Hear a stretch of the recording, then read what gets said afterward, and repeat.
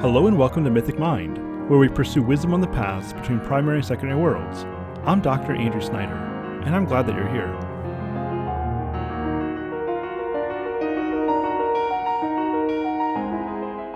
Hey there, and welcome back as we continue with the Fiction and Philosophy of C.S. Lewis series, which comes from a course that I led in the summer of 2024. And today we'll be continuing with the Abolition of Man, the second part of this sub-series and the third essay.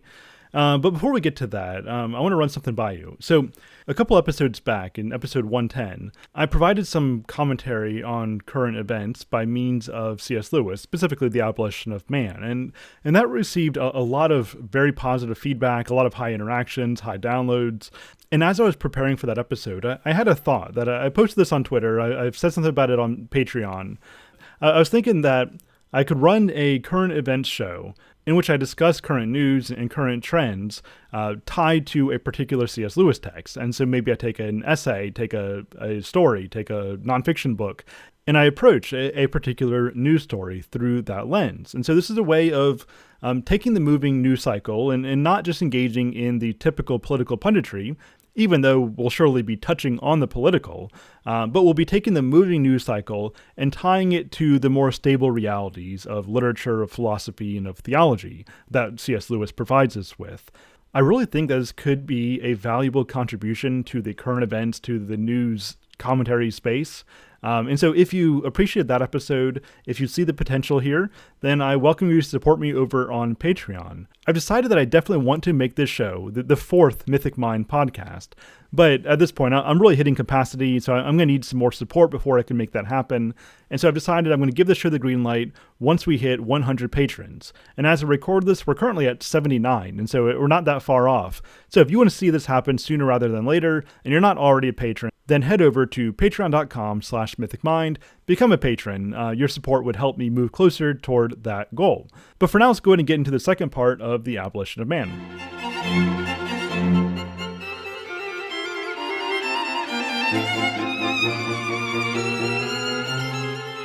Hello and welcome back as we wrap up the Abolition of Man. Now, last time I'd mentioned a few times that there were 4 essays, that we'd be covering 2 of them in this lesson right here. But despite the fact that I've read the Abolition of Man a number of times, it seems that I've invented a 4th essay, because there are indeed only 3 essays in the Abolition of Man. Last time we covered Men Without Chess and The Way, and today we will cover the essay called The Abolition of Man. And so let's go ahead and get started on that.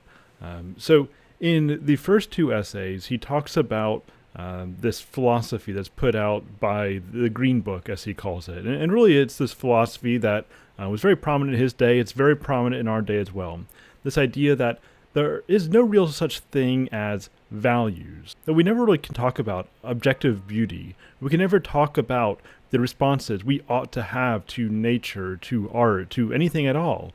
Because what they want to do is they want to remove any meaningful discussion of human nature, of who we fundamentally are and who it is that we are meant to be by nature. They want to remove that kind of teleology. They want to reduce all value speak to mere sentiment. And Lewis has already pointed out that in doing this, what they're really doing is, quote, debunking traditional values while putting new values in their place that they believe everyone else ought to follow. Right? I mean, in smuggling this philosophy into a English language book, a grammar book, really what they're doing is they're saying that we should view language in this way. We should use language in this way. We shouldn't use it to speak of potential metaphysical realities. We should only use it to link together statements of empirical fact.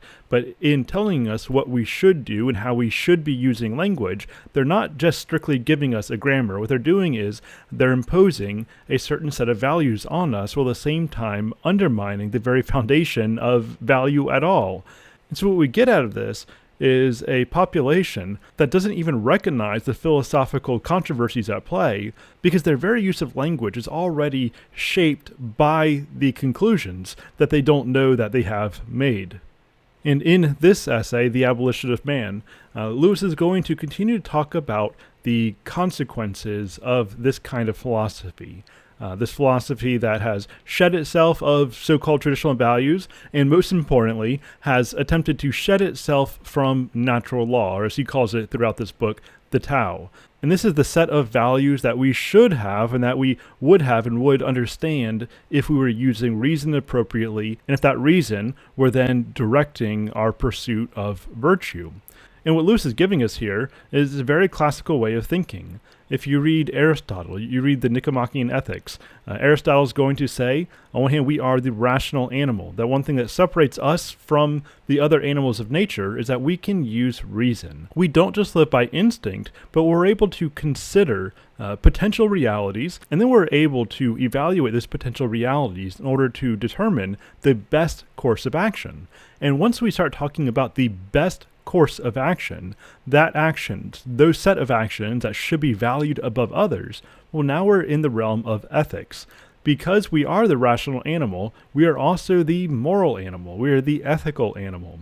And connected to that, Aristotle says that we are the political animal, because we are able to come together. Part of our use of reason means that we're able to communicate abstractly with language to one another about a shared reality. And so we are the political animal, we're the moral animal, precisely because we are the rational animal. But when you try to reduce reason to the purely natural, to the domain of physics, well, at that point, all we ever have is a collection of is statements. We can never get any what should be kinds of statements. And this is the philosophy of the analytic philosopher Ludwig Wittgenstein. In his lecture on ethics delivered at Cambridge, he said that if you were to have a book that contained every fact that could possibly be, and by this he meant every empirical fact, every fact about the natural world, if you have every fact you could possibly ever have compiled into one book, then you would not have one statement of absolute value. Meaning you would not have one statement that gives us a prescription on how we ought to live or how we ought to construct our lives, because you can never get an ought from an is. And Wittgenstein recognized this, at least on a theoretical level, and Lewis's Gaius and Titus recognized this as well, that you can never get an ought from an is. However, as soon as they say that we need to adopt this scientific worldview and methodology, they are then imposing a value on us. And so this is what Lewis is demonstrating, that this philosophy is fundamentally self-contradicting.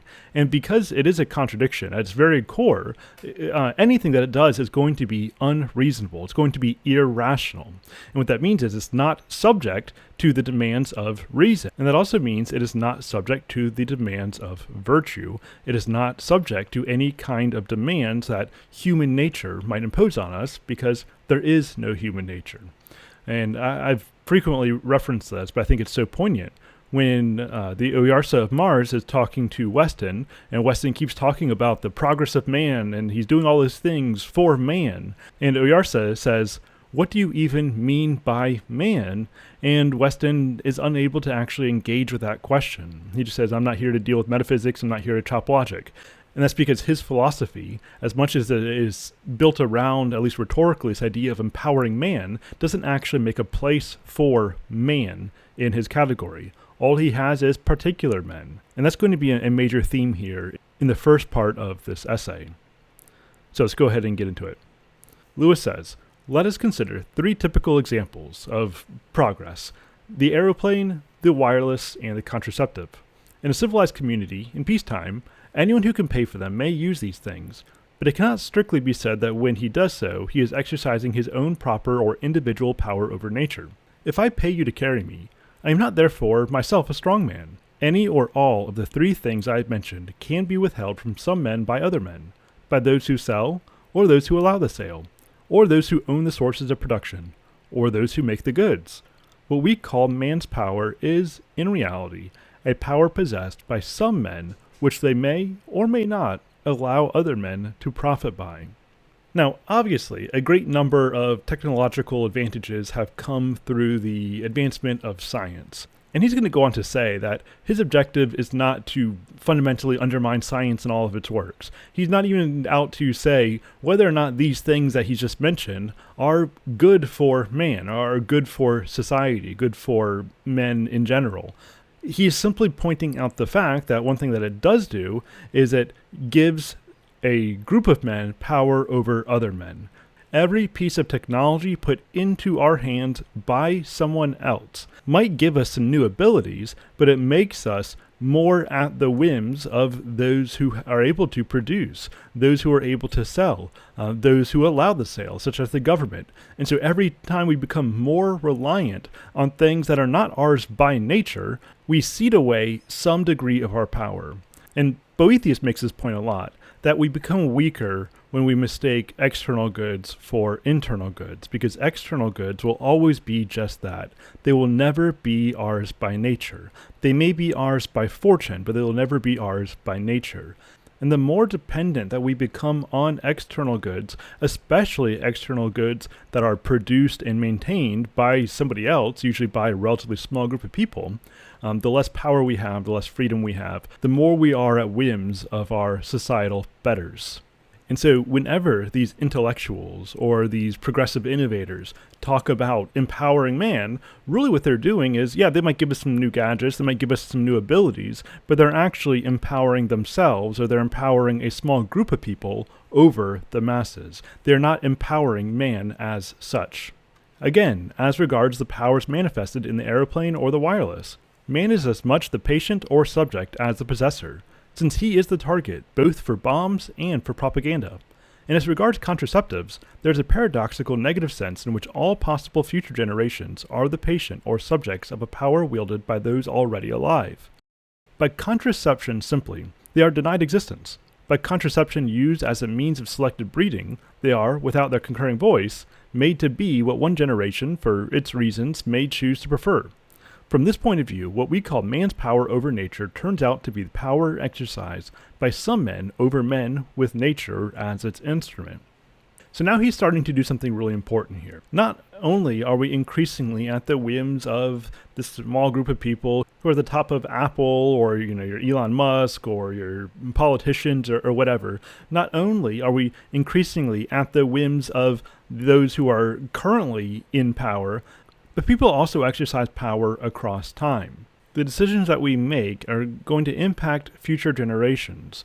And so, through selective breeding, we are determining in the future what kinds of lives are not valuable, which ones should be breeded out, and we're also determining which lives are valuable, and we're also determining which lives are valuable and which ones should be mainstreamed and mainlined. And so in both cases, we're taking a God-like role in deciding what life should look like. And again, Lewis is not giving a hard and fast argument for what we should do or what we shouldn't do. At this point, he's just trying to get us to understand properly the role of power and empowerment, that every decision that's made in the name of ennobling men is ultimately a decision made by a man, or usually a small group of men, relatively small group of men, over a broader swath of humanity. Whether we're talking about those who are alive now or those who will be alive in the future. And from a perspective that transcends our own current perspective, those who already are alive, getting out of our chronological egoism. There's a certain sense in which those who will be alive are already just as alive as we are if we get outside of our current temporal perspective. And our relationship with those who, from our perspective, come after us involves a disbalance in power. We have power over them in a way that they don't have over us. And any attempt that we make to impose a certain understanding of humanity on them is a kind of tyranny. We are treating them as a patient, we're treating them as a subject without their consent. And the reason why this becomes particularly heinous is because those who are most interested in inventing humanity, in creating humanity, are those who don't believe that there is a humanity that we should adhere to, but that we do need to do just that. We need to create humanity, because these are people who don't appeal to a natural law, people who don't recognize that there is a human essence that transcends any particular existence, and that essence is something that we need to increasingly move into, not something that we need to increasingly create. Because if we are simply creating human essence, then we have no reason to say that is good. We have no reason, no framework to refer to this as progress, because what is it that we're progressing into if there is nothing into which we might progress? And that's where all of this takes a really dark turn, when you recognize that all this talk of progress and and betterment of humanity is empty and dark, and in the end comes down to nihilistic displays of power. All right, let's keep going. I've already talked ahead of some of these quotations. I'm not speaking of particular corruptions and abuses which an increase of moral virtue would cure. I am considering what the thing called man's power over nature must always and essentially be. And by that he means the power of some men over other men. In order to fully understand what man's power over nature, and therefore the power of some men over other men, really means, we must picture the race extended in time from the date of its emergence to that of its extinction. Each generation exercises power over its successors, and each, insofar as it modifies the environment bequeathed to it and rebels against tradition, resists and limits the power of its predecessors. This modifies the picture, which is sometimes painted, of a progressive emancipation from tradition and a progressive control of natural processes, resulting in a continual increase of human power. In reality, of course, if any one age really attains, by eugenics and scientific education, the power to make its descendants what it pleases, all men who live after it are the patients of that power. They are weaker, not stronger, for though we may have put wonderful machines in their hands, we have preordained how they are to use them. So here Lewis says, much more poignantly, exactly what I was saying. When we adopt this philosophy that human existence precedes essence, in other words, we are just thrown out into this world, we have no nature other than that which we take dominion over. Right? We have no human nature other than that potential which we choose to actualize. Then what this means is that when we're trying to reinvent for ourselves what it means to be human, and especially when this is tied to a growing scientifically driven technocracy, then we end up treating the individual men of future generations as unconsenting patients for the whims of those who are currently alive and who are able to execute those whims. And so, the last men, far from being the heirs of power, will be of all men most subject to the dead hand of the great planners and conditioners, and will themselves exercise least power upon the future. So we have this progressivism, which has powerful, inspiring, stunning and brave rhetoric about how we are lifting ourselves up from the Dark Ages, we're lifting ourselves up from the mire of traditional values, and we are freeing ourselves, we're unshackling ourselves, and we are going to create a better and better man over time. Well, in reality, every decision that we make is shaping what the future is going to look like, and this continues down the line. And so eventually, once we get to the last generation of humanity, what we're not going to have are these progressive people of unbridled power. No, we're going to have these people who have been entirely cut and shaped by those who happen to be alive before them. And so they won't be the most powerful men, they will actually be the most disempowered men, living at the whims of those who are long dead. And so, Lewis goes on, man's conquest of nature, if the dreams of some scientific planners are realized, means the rule of a few hundreds of men over billions upon billions of men. There neither is nor can be any simple increase of power on man's side. And so, in other words, human nature itself is never going to change. Man is always going to be what man is. It doesn't matter what kind of technology we have. It's never the masses that are going to gain more net power overall.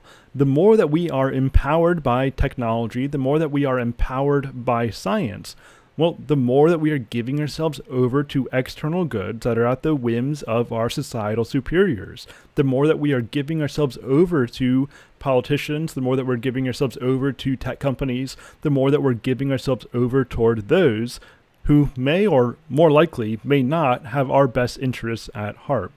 And so the more that we rise up over the demands of nature, the more we're giving ourselves over to the demands of particular men.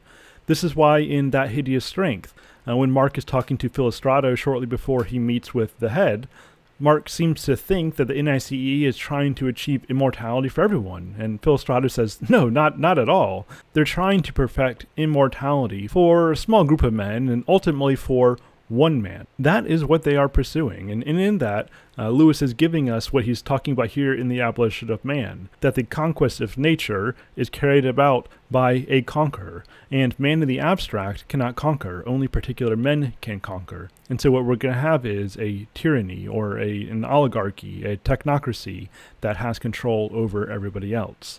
And I know I'm reading a lot of long passages, but I just think that there's so much in this essay that I just don't want to skip over. And Lewis says this so poignantly. And so, I am not yet considering whether the total result of such ambivalent victories is a good thing or bad.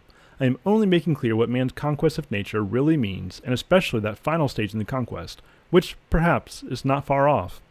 The final stage has come when man, by eugenics, by prenatal conditioning, and by an education and propaganda based on a perfect applied psychology, has obtained full control over himself. Human nature will be the last part of nature to surrender to man.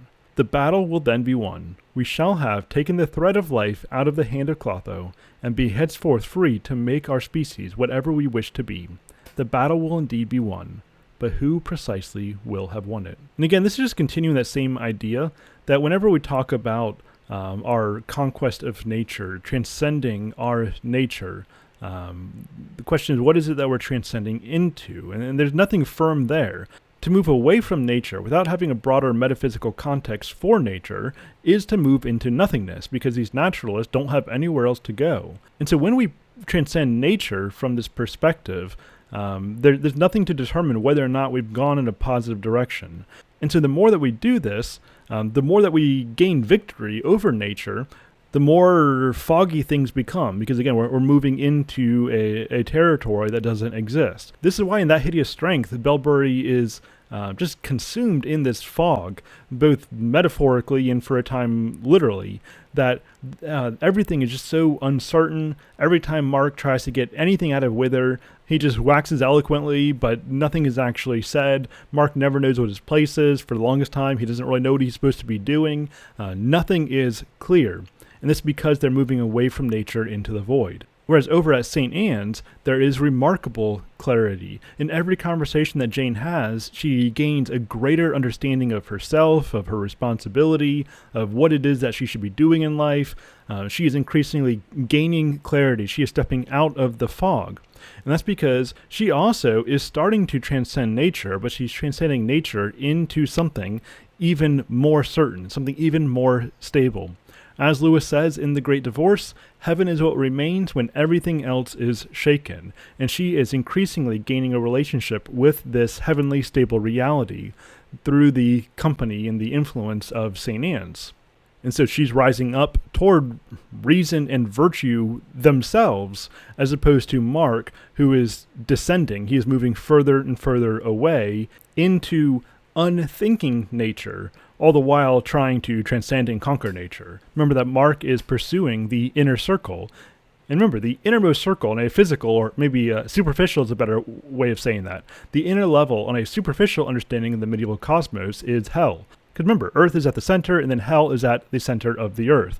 And so Mark is increasingly moving into the inner ring of nature, which is hell, which is as close as you can get to non-being without falling off into non-existence. And so things are becoming more foggy as he moves further and further into nature, all the while trying to escape into the inner ring. Whereas Jane is increasingly moving toward the true center of things, which is God, as we're told at the end of Paralandra. Now, Lewis comments that in all ages, no doubt, nurture and instruction have, in some sense, attempted to exercise this power. And so in other words, people have always exercised some degree of power over the generations that came after them. However, he thinks that there's something unique going on here in the current movement. He says that, but the man-molders of the new age will be armed with the powers of an omnicompetent state and an irresistible scientific technique. We shall get at last a race of conditioners, who really can cut out all posterity in what shape they please. And so in the past, people have tried to shape future generations through education, through appeals to reason, maybe even a misuse of reason, in fact, very often a misuse of reason. But nonetheless, they have tried to appeal to reason to say how things should be. They had a meaningful way of talking about what the good of man is and how to go about fulfilling it. That's very different than the powers at play that Lewis is talking about here. He says the man-molders of this age are going to be armed with an omnicompetent state and an irresistible scientific technique. And so we have powers at our disposal that the ancients could never have possibly dreamed of. From the atomic bomb to so-called gender reassignment surgeries, to chips in your brain, to whatever else we could think of here.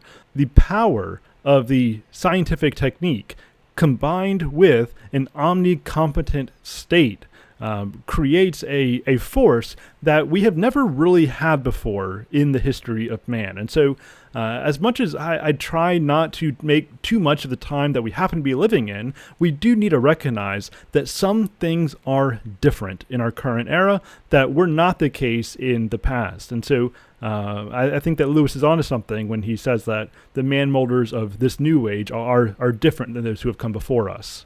These are people who deny transcendent reality and have great power in order to impose their apparently arbitrary wills on those who are alive now and those who will be alive in the future. And so this is a different era philosophically, and it is a different era scientifically.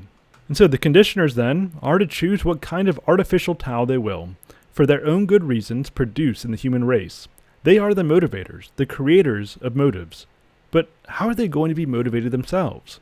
For a time, perhaps, by survivals within their own minds of the old natural Tao. Thus, at first, they may look upon themselves as servants and guardians of humanity, and conceive that they have a duty to do it good. But it is only by confusion that they can remain in this state. And we see this now with all the progressive rhetoric about how we should act, how we should behave with one another, how we should go about pursuing self-actualization and self-affirmation, and all the talk about what we should do, what we shouldn't do, the justice that we owe to certain people. They use this language of teleology. They use this language of ethics, of the way that we should be, who we should be, what it means to be human, while denying that there is such a thing as transcendent reason that we ought to adopt, while denying things like natural law, while denying any kind of ground for objective value and virtue. And so they want to tell us how to act, while also separating us out from any kind of transcendent standard that tells us how to act. And what that means is we are trading the freedom that we have in fulfillment of form for tyranny. We are simply told to bow down to the conditions set by those who happen to have power over us in the moment. This is tyranny in the name of freedom. It is regress in the name of progress. And so he goes on, duty itself is up for trial. It cannot also be the judge. And good fares no better. They know quite well how to produce a dozen different conceptions of good in us. The question is which, if any, they should produce. No conception of good can help them to decide. It is absurd to fix on one of the things they are comparing and make it the standard of comparison. And this just continues that same idea that those who are conditioning, those who are determining what the human essence is, how we ought to act, don't have any rational means of deciding what the good is. They don't have any rational means of deciding what our human duty is to each other, to ourselves, to society. It all just comes down to power. Now, Lewis is obviously presenting a rather dour outlook on these conditioners, or rather dour outlook on those who happen to be in power, and he responds to that here. To some it will appear that I am inventing a factitious difficulty for my conditioners. Other more simple-minded critics may ask, why should you suppose they will be such bad men? But I am not supposing them to be bad men. They are rather not men in the old sense at all. They are, if you like, men who have sacrificed their own share in traditional humanity in order to devote themselves to the task of deciding what humanity shall henceforth mean. Good and bad, applied to them, are words without content, for it is from them that the content of these words is henceforth to be derived. And so these are men that are worse than bad. Because at least bad men still operate within a moral framework, and they could potentially become good men. But these are men who have transcended the categories of good and bad. These are people who are beyond good and evil, so to speak. And so because they are determining what the human essence is, they get to determine what the good is and what the bad is. And this is not connected to transcendent realm of natural law, a transcendent realm of value, the virtues that ought to be valued. No, good and bad is determined by the conditioners of this age. Therefore, they themselves are not subject to the categories of good and evil. And so at least within their philosophy, they are not moral agents at all. But being a moral agent is part of what it means to be human. At least that's what it means in the old sense, as Lewis says. Remember, for Aristotle, to be a human is to be a creature capable of reason and virtue, or actually, even better yet, To be human is to be a creature that exercises reason and virtue. The more that we make use of reason, the more that we embody virtue, the more essentially human we are. And the more that we pull away from these things, the more that we live according to animalistic instinct, the more that we neglect our nature, the more that we descend down into nature as we become more like the natural beasts that don't have access to reason, that don't exist within the categories of good and evil. They simply are, as all facts of nature are. They simply are. We have no facts about what could be derived from physical nature alone. And so the same people who talk about transcending natural law, transcending any kind of fixed human nature, are actually descending back down into unthinking, irrational nature, amoral nature. This is why when Mark begins to associate himself with Bellbury, he's moving into hell. He's going down where things are becoming less rational, less clear. And this is a theme that runs throughout the Ransom series. And remember back in Out of the Silent Planet, Weston and Divine are pursuing transcendence, but in so doing, they're actually being pulled down low. That's why toward the beginning, we're told that they're performing experiments on their dog Tartarus. And so they're literally experimenting with forces of hell in order to reach heaven. And so as they're trying to move upward, they're actually being pulled downward. Whereas if you look at Jane moving towards St. Anne's, she gains clarity. With every conversation she has, her reason is sharpened, her understanding becomes more expansive, and that's because she is moving toward heaven, toward the true center. And as Lewis tells us in The Great Divorce, heaven is what remains when everything else is shaken. And so that's where we find the greatest stability as we move upward toward transcendence.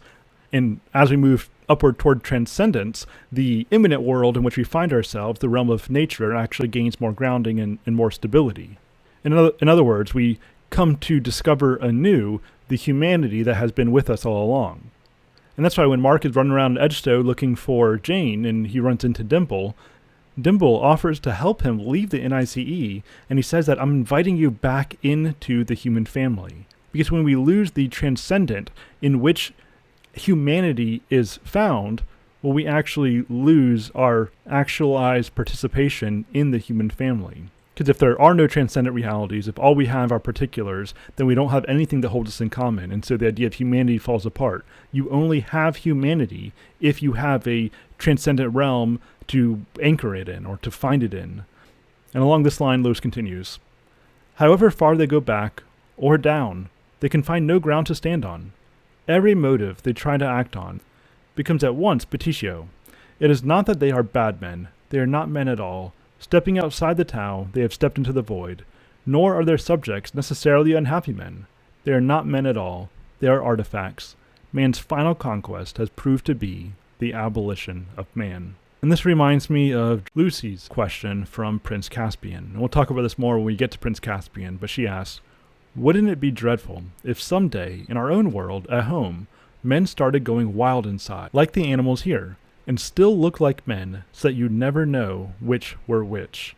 And so this is getting to one of the recurrent themes that runs throughout Lewis's writing, fiction and nonfiction. We see this very clearly in the Ransom series, and we see this again come up in the Narnia series, as we'll look at in more detail when we get there. But I do just want to repeat that question. Wouldn't it be dreadful if someday in our own world, at home, men started going wild inside, like the animals here, and still looked like men, so that you never know which were which? And as I alluded to just a little bit ago, Lewis says here, man's conquest of nature turns out, in the moment of its consummation, to be nature's conquest of men. Because by abandoning reason, we abandon what it means to be human. We seep down into irrational, amoral nature. In an attempt to gain ourselves anew, we lose ourselves altogether. Because without a metaphysical context in which to place ourselves, there's nowhere that we can be. We are simply lost. We are subsumed into unthinking nature. Even as Lewis tells us in hell, everyone is subsumed in a perverted unity into the hunger of Satan. And as Lewis often does, he points out that this kind of dystopia can come from democracy just as much from fascism. Despite the fact that elsewhere he does argue for democracy on the grounds that, not that everyone is so great, but that Nobody is good enough to rule over other people, absolutely. Nonetheless, he regularly points out the ways that democracy can go wrong. And so he says, I am not here thinking solely, perhaps, not even chiefly, of those who are our public enemies at the moment. The process which, if not checked, will abolish man, goes on apace among communists and Democrats, no less than among fascists. The methods may, at first, differ in brutality, but many a mild-eyed scientist, many a popular dramatist, many an amateur philosopher in our midst, means in the long run just the same as the Nazi rulers of Germany. Traditional values are to be debunked, and mankind to be cut into some fresh shape at the will, which must by hypothesis be an arbitrary will, of some lucky people in one lucky generation which has learned how to do it. And that right there I think is just a good summary of everything that we've talked about up to this point. That particular men tend to get power over its subjects by the subjects willingly relinquishing their power to particular men, whether this be done in the market or by political means. And so democracy does not necessarily equate freedom. Those are not interchangeable terms. Now, toward the end here, I think he does something really important when he links together this kind of scientific progressivism with magic. And a lot of people think that magic was rampant in the Middle Ages, but then it was replaced by Enlightenment science. But he makes the point that that's really just not the case. He says that there was very little magic in the Middle Ages. The 16th and 17th centuries are the high noon of magic. The serious magical endeavor and the serious scientific endeavor are twins. One was sickly and died, the other strong and throve, but they were twins. They were born of the same impulse. Now, that does not mean that we need to go burn the scientists as witches. That's not what Lewis is saying, and elsewhere he makes that very clear. But I do think he's doing something important here by pointing out the common impulses at work behind both magic and science. Now, obviously, science as a study of the empirical world can be put to positive aims. However, if science is allowed to direct itself, then what we're going to get is the extension of this impulse for domination, this impulse for tyranny over nature. But as we've seen again and again, the more that you reach up for power, the more power reaches up for you, and in the end, that power is going to win. You are going to be pulled down by forces that you cannot account for within a scientific worldview. Hence the Dark Eldils or the Macrobes of the NICE, or the descent of Westend into the Unman. Science can be a great tool in the right hands. But when, as Busby says in That Hideous Strength, when science is put on scientific grounds, when science becomes self-directing, well, at that point we've given great power over to the sorcerer, over to the witch, and that is only going to lead to hell. Then he goes on saying, there is something which unites magic and applied science while separating both from the wisdom of earlier ages. For the wise men of old, the cardinal problem had been how to conform the soul to reality, and the solution had been knowledge, self-discipline, and virtue. For magic and applied science alike, the problem is how to subdue reality to the wishes of men. The solution is a technique. And both, in the practice of this technique, are ready to do things hitherto regarded as disgusting and impious, such as digging up and mutilating the dead. This right here is such a profound statement. For the wise men of old, the cardinal problem had been how to conform the soul to reality, and the solution had been knowledge, self-discipline, and virtue. So in other words, there was this idea that there is a human nature, and that the more we act in a certain way, the more that we use reason, the more that we embody virtue, the more that we exercise self-discipline, the more essentially human we become, or rather, the more that we conform to the human essence. Whereas today, the problem is not virtue, right? Because that sounds like we're shaming somebody for how they're living. The correct answer is not reason, because, it's oppressive to say that you have a foothold on truth and that you're right and somebody else is wrong. The problem is not self-discipline, because that assumes a level of responsibility that, again, just leads to feelings of shame and guilt. What we really need are more sociologists and more psychiatrists who can give us the right techniques and apply the right medicine to fix us with their professional external means. And don't get me wrong, I'm not discounting psychiatry as a discipline, but I am discounting a lot of psychiatrists and a lot of popular psychiatric methodology and the philosophy that undergirds such movements. Because a lot of those so-called treatments are made by men without chests who are trying to operate on nature without recognizing what it even means to be human. And so we'll talk about terms like mental health without having any kind of understanding for what it even means to be a healthy human. Which means, in turn, we have people in power who are imposing their vision for humanity, divorced from natural law, divorced from transcendent reason, divorced from any kind of transcendent understanding of human nature. They're simply imposing their understanding of humanity on other people through their technical, scientific knowledge.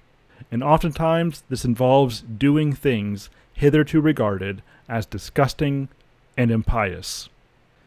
And so these people, operating under the philosophy that Lewis has been talking about, are trying to see through all these so-called artificial constructs of society.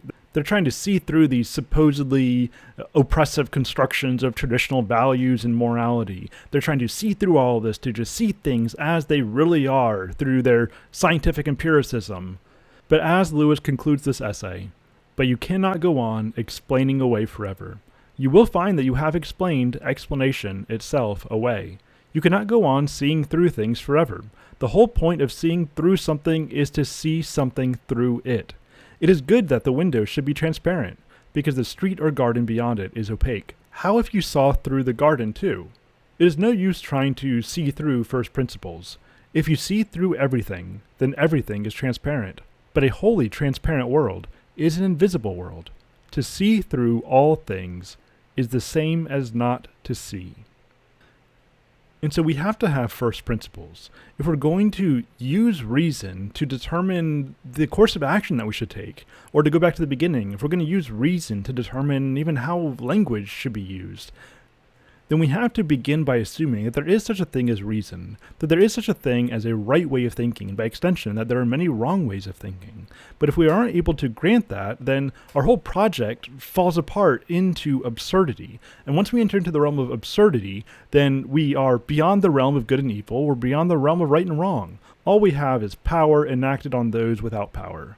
And I really like what Lewis says here, that if we're trying to see through everything, but there's nothing foundational at the bottom, then we're not actually able to see anything at all. It reminds me of his Meditation in a Tool Shed, where he says that there are two ways to look at a beam of light coming into a dark shed.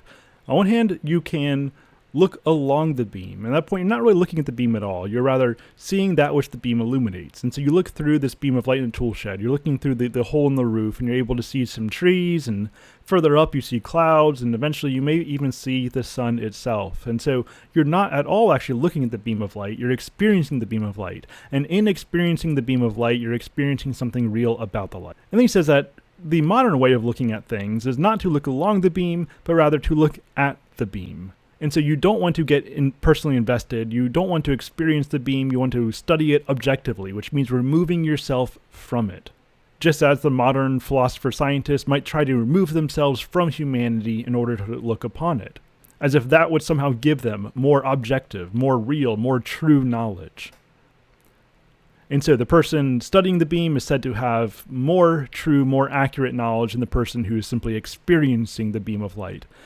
But then he says, by this line of thinking, would it not be more true, a more real perspective, if then you had somebody standing behind the guy looking at the beam, and this guy is now going to be studying the guy who's looking at the beam and looking at his brain chemistry, he's looking at the gray matter in order to discover something about the thought of the person who's looking at the beam. And then in discovering the thought that's leading to his understanding of the beam, he then has a more real understanding because he's seen through the perception of the first observer. But then, would it not be more real? Would it not then be more objective knowledge to have somebody else behind that guy looking at his brain to determine how he is thinking through his brain chemistry? But then would it not be more objective to have another observer looking at that observer looking at the first observer? And that goes on for infinity, to the point where we're always seeing through something, but what we're never actually seeing is thought itself. And so we remove ourselves from the experience so far that we actually lose contact with the experience altogether. And that's what he's saying here at the end of the Abolition of Man. That when we see through everything, we actually lose the ability to see at all. We have to begin somewhere. And what Lewis would propose is that we begin where nearly everybody has begun throughout time, and that is with the presupposition that there are things to know. And if there are things to know, then there is a reason by which we might know them. And if there is a reason, if there is a better way of thinking than others, perhaps even a good way of thinking, then there also is a good way of acting. And by reason, we can consider different scenarios, and we're able to actualize those that are best. First and foremost in our individual lives, but also as that works its way out to our relationships and into society more broadly.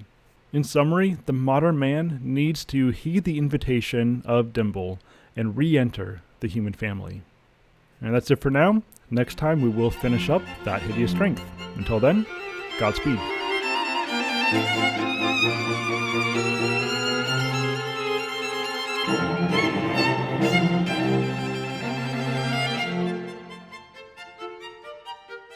All right, thank you for listening or watching if you're over on YouTube.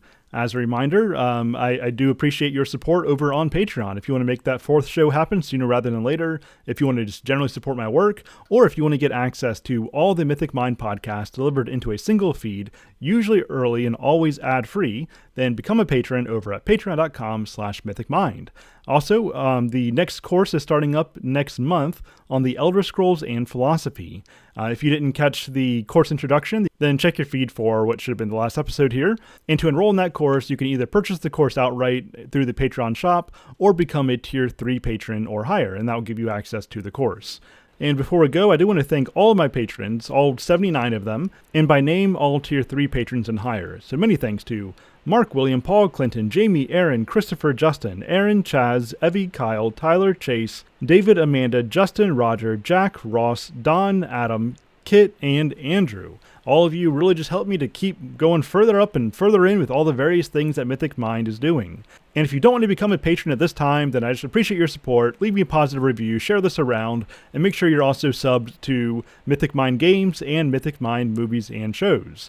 The next thing to be coming out from Mythic Mind, if you're listening to this on the freebie feed, will be on Mythic Mind games as we talk about Final Fantasy IV. Hopefully you will hear from me then, but until next time, Godspeed.